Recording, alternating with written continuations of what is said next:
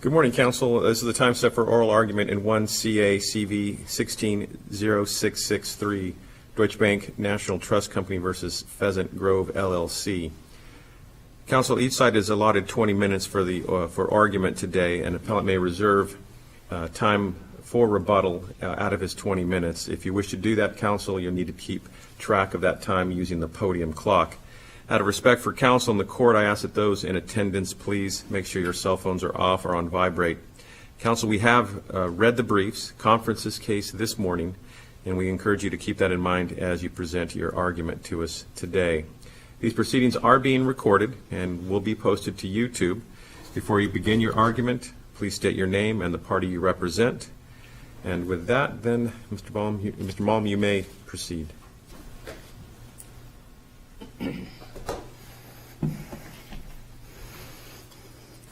May it please the Court, Scott Malm of Gust Rosenfeld on behalf of the appellant, Deutsche Bank National Trust.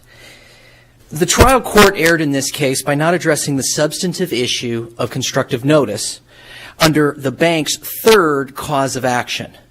There's no dispute that Pheasant Grove did not move for summary judgment on anything other than procedural issues dealing with statute of limitations for the reformation action and the issue of whether our claim was for title.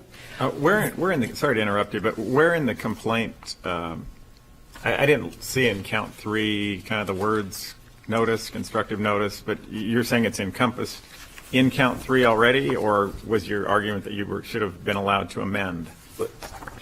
I don't believe we needed to amend, but if not, we should have been allowed to amend because we are a notice pleading state on the procedures. And so what was in the complaint, and I can pull it up and we can go through it, but I think you have it in front of you. There are several paragraphs outlining the factual issues. What took place in terms of the history of Lot 8 and Lot 9 being in the deeds of trust historically. Most importantly, the 1995 covenant, which talked about Lot 8 and Lot 9 being one parcel. We went through the factual basis for the claim, and then the cause of action is very specific as to declaratory relief. Now, I grant you, we didn't identify, predecessor counsel did not identify the legal theories, but they asked in the third cause of action for a declaration of the party's interests, the priorities, and then specifically asked the court to make a declaration because there is a dispute. Who has an interest in Lot 9? And if you do have an interest, who has the priority of it? So I don't believe that Arizona rules require us to identify all the legal theories in the complaint. We identified the facts that we're relying on, and we identified the cause of action, which is judges, please declare the rights. And that was never addressed by the lower court. Well, counsel, something that seems unclear is when the cause of action are accrued.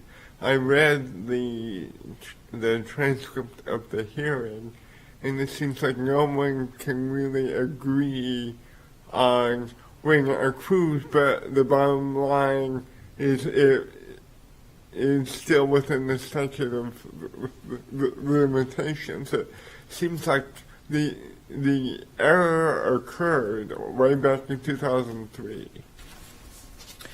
Agreed that the error, if you will, that is at issue here that caused the dispute between us did occur because the deed of trust was signed and recorded in 2003. To answer that question, though, let me draw the distinction between the two causes of action that are before you. The first is reformation, and the third cause of action, which is the other one I want to talk about, is the declaratory relief. I don't understand how those are really different because they seem to the declarative action seems to depend on the reformation. And that's an issue that it appears that the lower court struggled with as well, or at least impliedly accepted as a matter of law, and it is fundamentally wrong as a matter of law. They are two very distinct causes of action. Let me explain. If you bring and the example would be the Manicom case. There was no reformation action in the Manicom case. In Manicom, it was a declaratory relief cause of action that the court The lower court initially ruled on summary judgment in favor of the one party, but then in favor of the other party, my client as a matter of fact. The issue was on the declaratory relief reversed and declared that the deed of trust was valid, even though it had the error in it, in the legal description. Was Manicom pursued as I apologize for maybe just misremembering, the action was brought by someone else saying, was it a quiet title action, and it was a defense against someone else saying no one else has an interest in this property, as opposed to here it's the lender who's coming in and saying we want an anticipatory ruling, and I apologize for wandering here, but is there a default on the loan that your client has? Yes, and in fact there is a second lawsuit that is now pending for the judicial foreclosure. Because to be concerning, obviously, with statute of limitations, we wanted to make sure that we had our judicial foreclosure filed because, yes, there is a default there. Why wouldn't everything have just been filed as part of that action? What was the reason for a separate action seeking declaratory relief? Sure, and I'll answer that question, but I do want to get back to you, Judge Catani, in a second, so don't let me forget that I don't think I fully answered your question on the differences there. Yeah. Why were they not done? Because I don't think as a public policy we want to force lenders every time that there is a dispute to bring the judicial foreclosure action at the same time as a declaratory relief action to say, please identify the issues with the interests, the priorities, those types of things. Because if that gets resolved, it may not be necessary for a foreclosure on a borrower's record. It may not be required to have it out there. You might have to report that as a borrower on your credit reports, for example. Are you subject to any foreclosure actions? Yes, I am. Well, you may be in default because there's a dispute about the interests, but once the interests are declared by the court, then the parties may be able to resolve, and if not, then you could bring a judicial foreclosure action. I'm not following why that would change whether somebody pays the mortgage, though. Either way, the mortgage is independent of, there's an obligation clearly, so why would anyone necessarily care if there's a foreclosure that's going on the record? Am I missing something? It just seems, if the underlying dispute is you haven't paid on the loan and we have security on the loan, I guess it's not immediately apparent to me why it would need to be in what the advantage to the borrower or the lender to have it be in separate proceedings. Well, first of all, I don't know that that's before us in this cause, but I'm happy to go down that road with you, Judge, because it would be an example of this situation where the borrowers have been in default, but they've been foreclosed by the second position. In our allegations and position is Pheasant Grove is in second priority to us as to both lots 8 and 9. Pheasant Grove has foreclosed those borrowers out. So, yes, we could have initially just filed a judicial foreclosure action and then forced them to come back as occurred in Manicom, but the decision was simply made, let's have a declaration as to what the priority interests are, because then we might be able to work it out. And if not, then you can go forward on your judicial foreclosure issue. You know, to come back to my question, though, I don't mean to anticipate your answer, but if the rights are declared in the way that you believe that they should be declared, that necessarily reforms the 2003 deed of trust either formally or actually. So I don't see any distinction between the two. The distinction is that the reformation would be to formally change something specific within the document. So, for example, here it would be to specifically add the words Lot 9. As in Manicom, if the decision was made to reform that deed of trust, it would have been able to change the slide number. That's a reformation to get it formal on the record so that maybe for some reason then everybody in the future would know what this actually is, so that if you had a future successor in interest someday, they could look at the record and it is now formally clarified Do you agree that this has been done. Do you agree that there's a statute of limitations issue with doing that? Does the statute of limitations preclude reformation? Yes.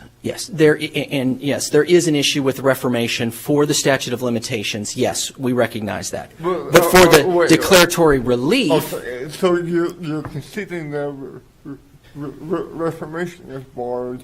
The only thing that your argument survives is a declaratory judgment. yes. Now, first of all, I'm not conceding the 3-year applies to reformation. We have an argument, and we presented it in our briefs, that a 6-year statute of limitations should apply because the reformation is part of an overall idea of enforcing, so it would be a 6-year statute of limitations. So I'm conceding that there was an issue. I'm not conceding that the 3-year per se applies. But that's not really the focus of my argument. The focus is, because this is where, in my opinion, there is absolute clear error by the lower court, is by not giving us the opportunity to come into court and address the constructive notice issue on the declaratory relief. Judge, the case we cited in our brief, the Wilkerson case, 121 Cal Appellate 2nd 479, 1953, is one that identifies the distinction between a reformation action, where you're seeking to formally change something so that the public record is clear going forward into eternity that this is what the interest is. By contrast, a declaratory relief action here is to say, under Manicom and 3502 lending, the two cases we cited, the standard is, and this is, I'm reading from Manicom paragraph 10, if the document, quote, sufficiently apprises third parties of the rights claimed by it. Further at the end, where Manicom is quoting a Supreme Court case of Carley, 1941, if considered as a whole, the information provided is sufficient to identify the trust property. So, recognizing that there may be some technical, typographical, or other error within a document, you can choose two routes. You can choose to, number one, go reform it so that it's clear, and anybody who in the future might challenge it could go, no, it's clear, that's what it said. By contrast, under Manicom and 3502, which were not reformation actions, you can sue a successor in interest and say, you hold your interest subject to our rights because the document that was recorded and the other circumstances is sufficient to give you constructive notice, or at least inquiry notice, of our interests. And here we have plenty, but first of all, not only do we have plenty of evidence of that, the court never addressed it. If we accept that argument, though, then the statute of limitations, whether it's 3 or 6 years, really ends up not mattering, because whenever a subsequent buyer realizes that there's an error, then they will get the effective relief that would have been gotten by a reformation action, which is barred by the statute of limitations. And that doesn't quite seem right to me. That's where I disagree with you, Judge, because you can tie the declaratory relief action, and in Arizona the cases say there is no specific statute of limitations for declaratory relief. You have to look at what the substance of what's going on there. Well, what's the substance of the declaratory relief? Who has the priorities? Why? Because somebody's going to enforce those priorities. So there would be a limitation that would be tied to the declaratory relief, because it would be deemed moot for us to come into court and say, please declare the interests of these various deeds of trust as they're described in the context that exists there. Somebody could come in and say, wait, that deed of trust is unenforceable because of the 6-year statute of limitations. We're not going to declare an interest in a document that can't be enforced. But that's not their argument. They're not arguing that the 6-year statute of limitations expired on the declaratory relief action. They're saying, what I think where you're coming from with your question, that they're really the same thing, and they are totally different. we would representing lenders, we would move to reform or seek an action to reform a document so that it clears up the record going forward. You might bring an action like here in the successor and interest, say, we don't need to, like in Manicom or 3502, change the formal document because the document itself and the circumstances around it. 2 lots, 1 house, bedroom and kitchen on one side, a living room on the other side. What? That doesn't make sense. Inquiry notice. The recorded 1995 covenant saying it's to be held as one parcel with one address, the address being in the deed of trust. See, these are all things that the lower court never got to because that wasn't the basis of their motion for summary judgment. And I don't think this is the court for you to be deciding, well, was there enough notice based on them doing an inspection? Is there enough notice in the one parcel covenant of 1995? That's for the lower court to decide. And the lower court didn't because the motion for summary judgment was reformation is barred by the 3-year limitation period. Okay, again, we can set that aside. Number 2, the only thing they moved for on our declaratory relief action was that we have no interest in the title. I concede that cause of action number 2, quiet title, should not be in this case because you're right, the lender does not hold title. But cause of action 3 wasn't tied to title, it was tied to an interest.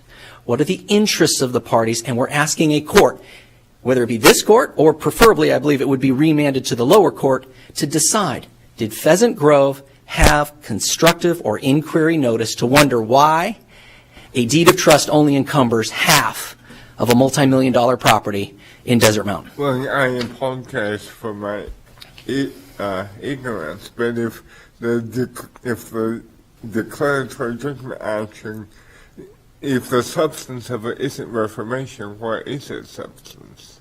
I'm sorry, that last part I didn't. If the declaratory judgment action, if the substance of that action is not reformation, what is its substance?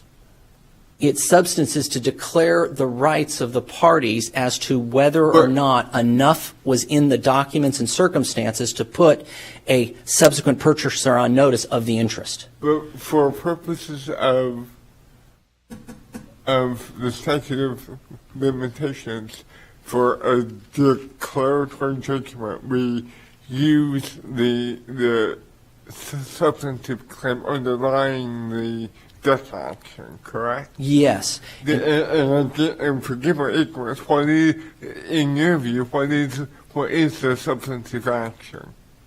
The substantive action on the declaratory relief is to determine the rights and interests of the parties as to the recorded documents based on the recording documents and the circumstances. Okay. That's the substance.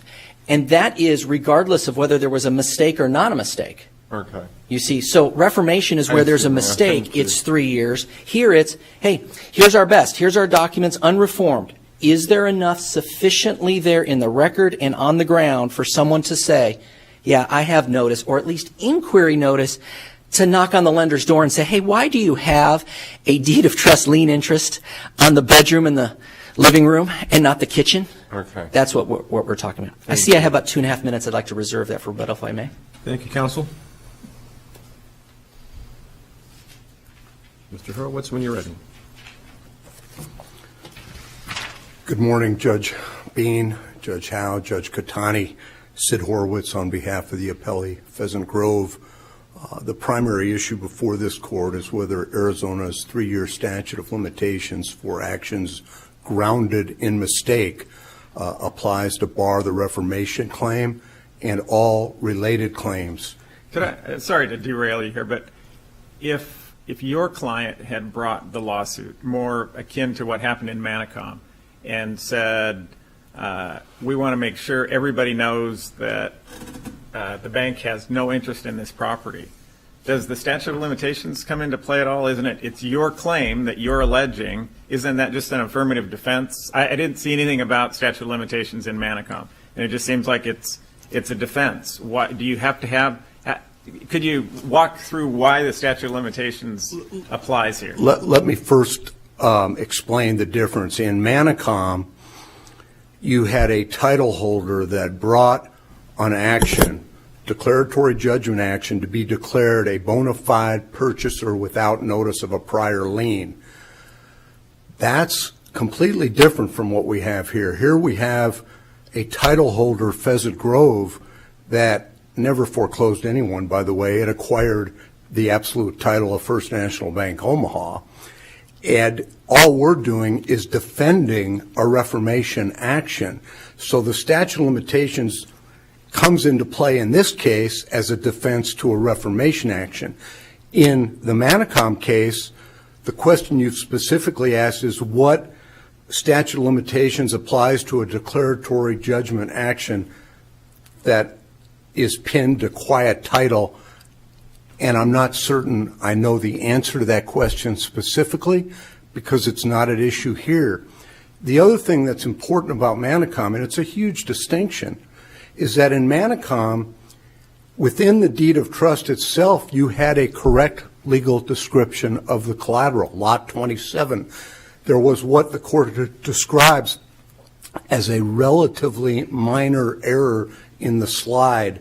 The reference was the slide. But isn't that kind of a fact question? Aren't they making essentially the same argument? Look, you can look at all of the circumstances, and it puts you on notice, just as all the rest of the circumstances in Manicom put you on notice what exactly the property is that we all have an interest in.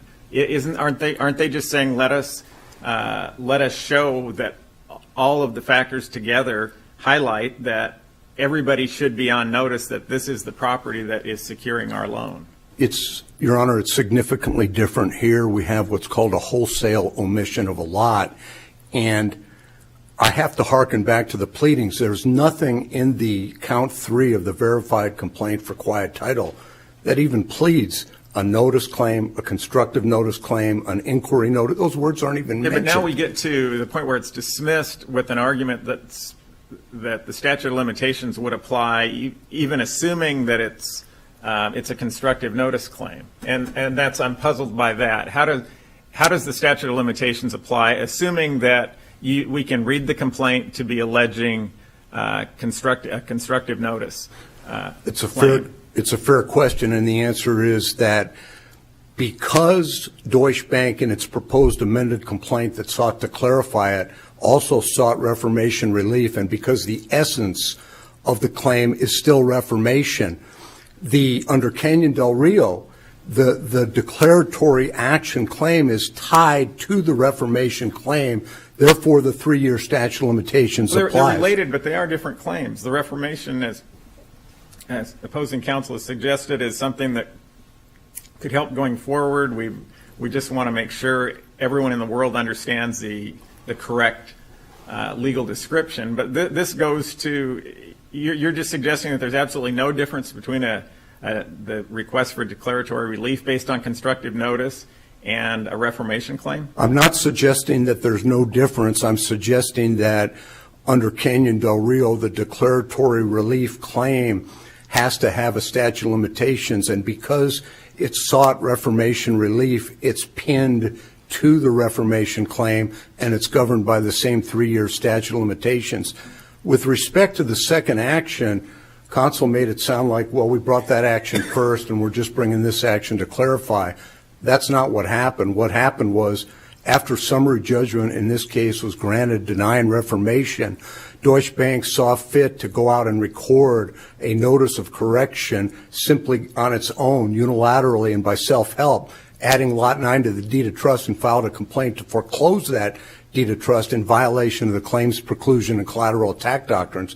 That's the subject of a second lawsuit that the trial court has at the moment stayed and vacated that trustee sale. But back to this particular lawsuit. Are you saying they couldn't have a trustee sale just based on they clearly have an interest in at least one of the lots, do they not? They do have an interest in Lot 8. They have a lien on Lot 8. Why could they not foreclose on Lot 8? Because as Deutsche Bank itself alleged in the lawsuit, there was a recorded covenant that prohibited the sale of Lot 8 separate from Lot 9, and because of that, they were forced to bring an action to reform in order to correct the deed of trust to add Lot 9 to it. You can't have any sale, foreclosure sale, non-foreclosure sale, without combining the two lots. And, with respect to the inquiry notice issue, Deutsche Bank, even assuming that there was a notice claim,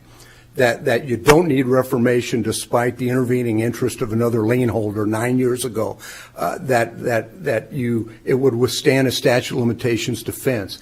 Even assuming all that, Deutsche Bank submitted a pleading to the court where it said, we don't have sufficient evidence to oppose the motion for summary judgment. We need more time to prove up our claim.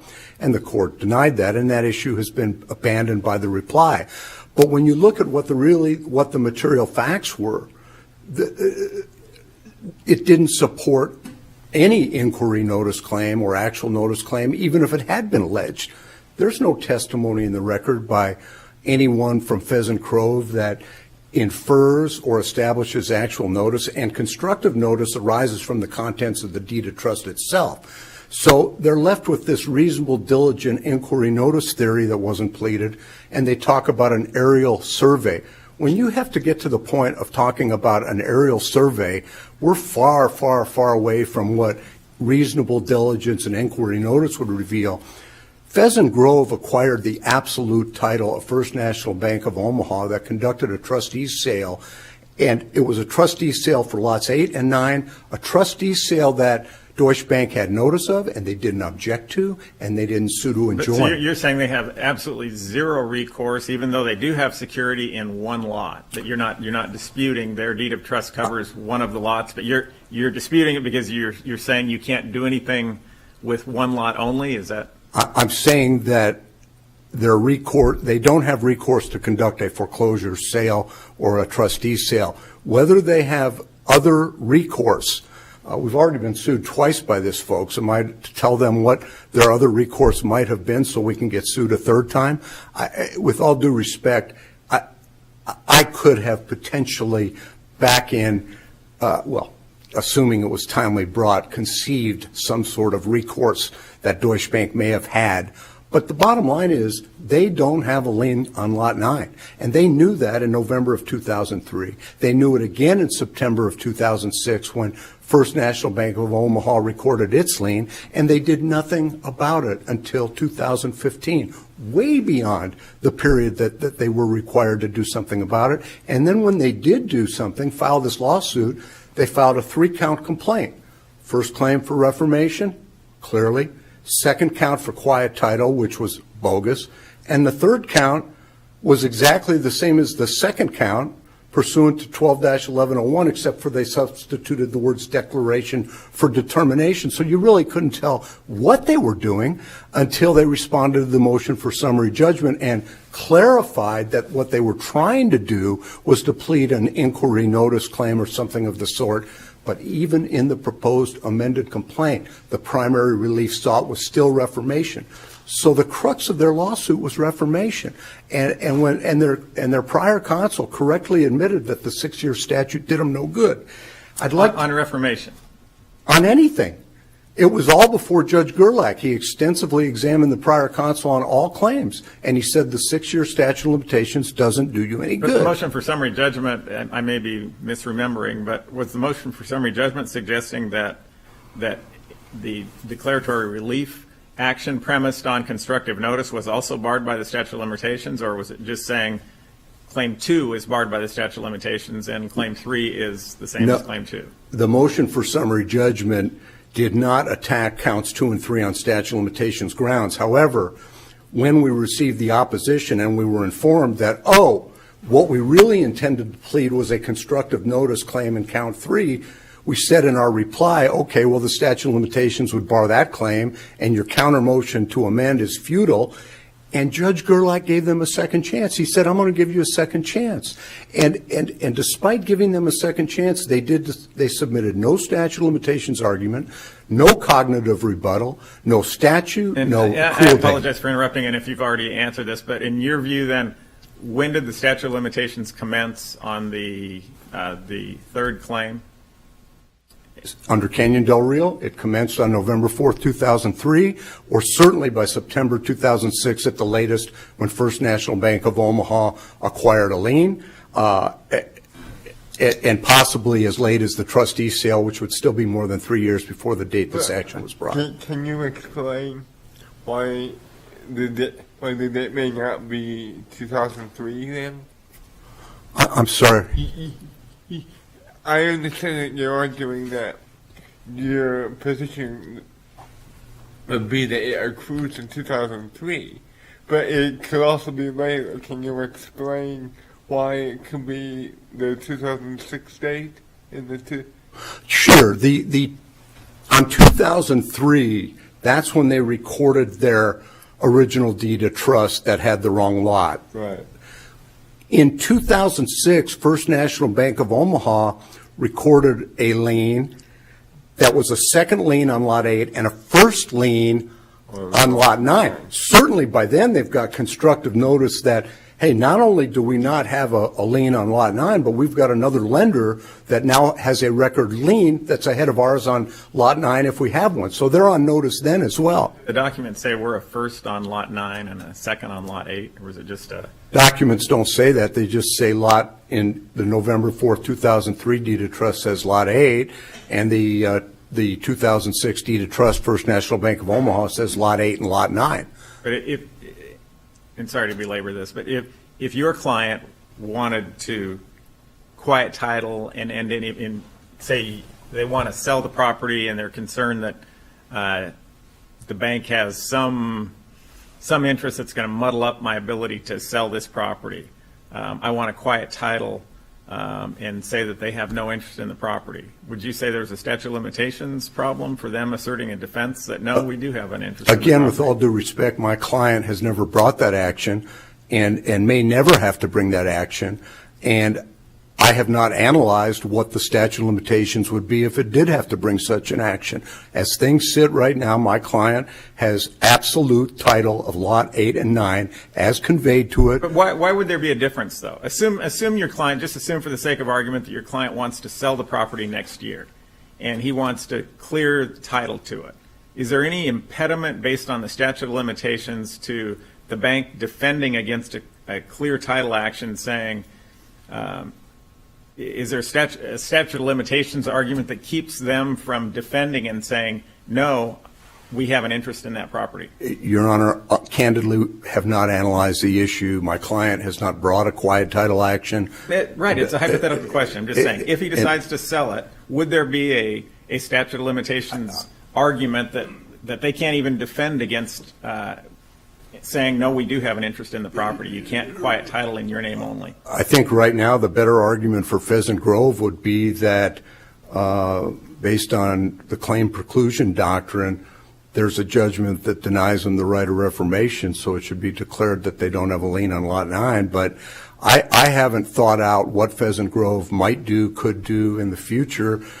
The only issue before this court right now is whether Deutsche Bank pleaded a claim, could plead a claim for inquiry notice or constructive notice, was required to in fact reform it.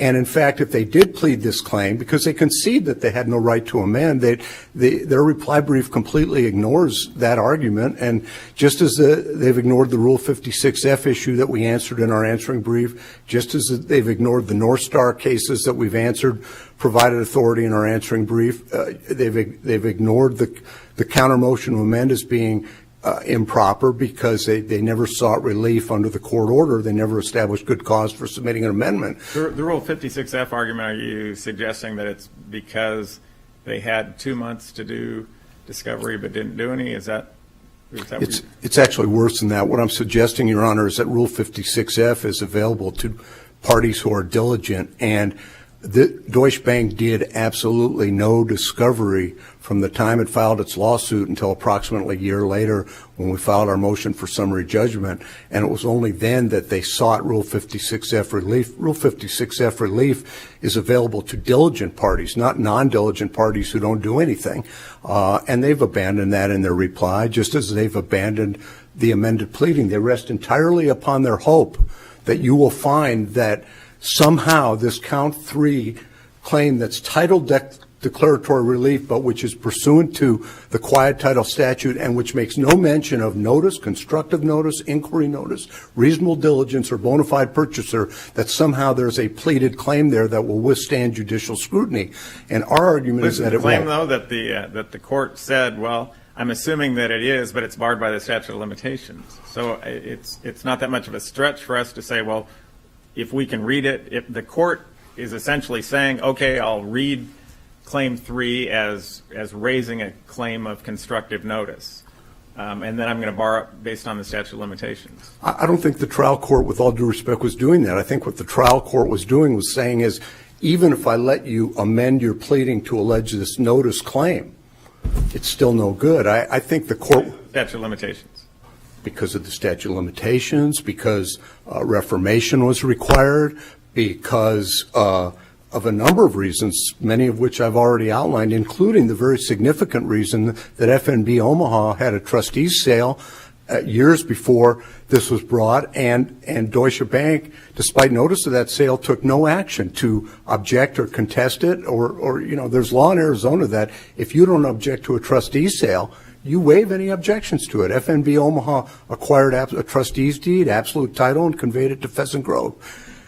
I would like to address one important topic that I haven't had an opportunity to, and that is the case law cited on page 17 of Deutsche Bank's reply brief that they argue entitle them to make new arguments on appeal. We don't think they can make new arguments on appeal. We don't even think they can argue 12-548 or the 6-year statute, because the only argument that they made in the trial court was that no statute of limitations existed or applied, clearly contrary to Arizona law. The town of South Tucson versus Pima County Board of Supervisors is a case that says that there are only limited exceptions to the general rule that a court of appeals does not ordinarily exercise its power and consider arguments that weren't presented to the trial court below. There's very good policy reasons for that rule, but there are exceptions, like when the jurisdiction of the court's involved, or where you have important statewide public issues such as the constitutionality of a statute, or in this case, a disincorporation statute was involved. This case doesn't rise to that level. This is a case about a large bank that bought a large tranche of liens, one of which they sought to reform 12 years after the fact. There's no wide-spreading public important issue here that allows them to argue things that weren't argued in the trial court.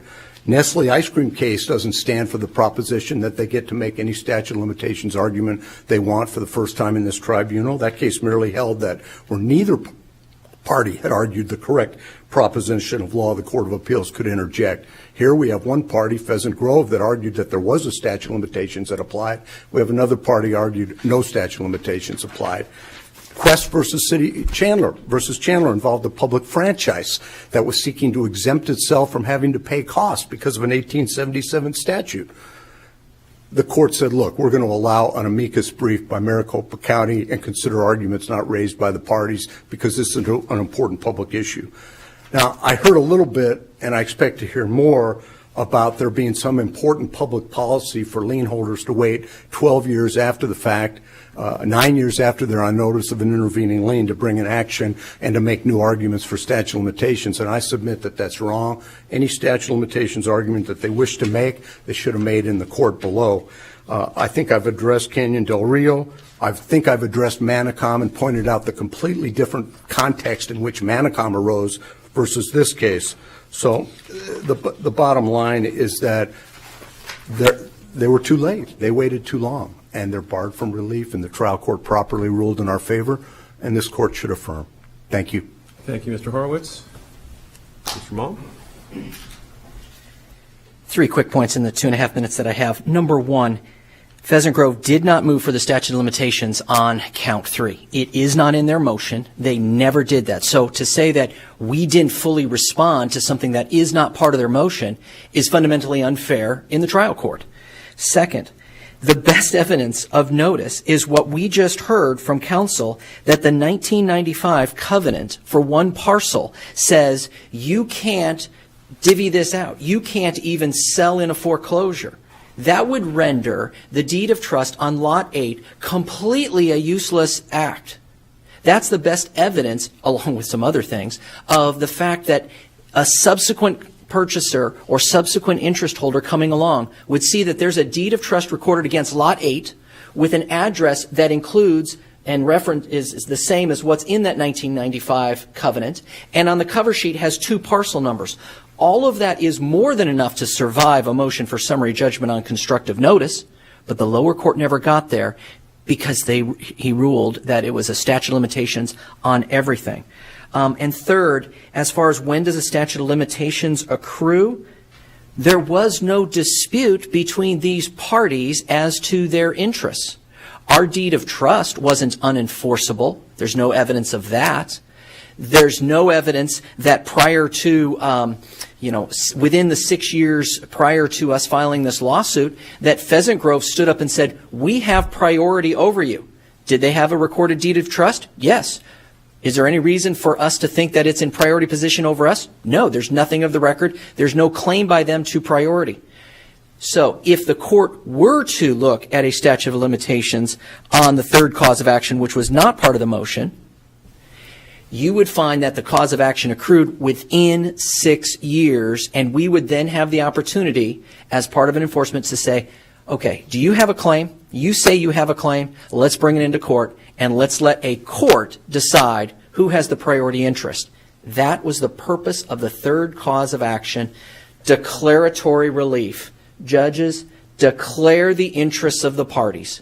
That's what we asked in the lower court. We were denied that opportunity. I'd ask that you remand so that the lower court can weigh the evidence and make that determination.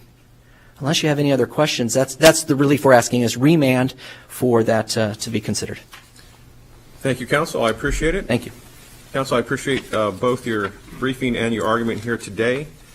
We will take the matter under advisement and issue a written ruling in due course. This time, the court stands adjourned.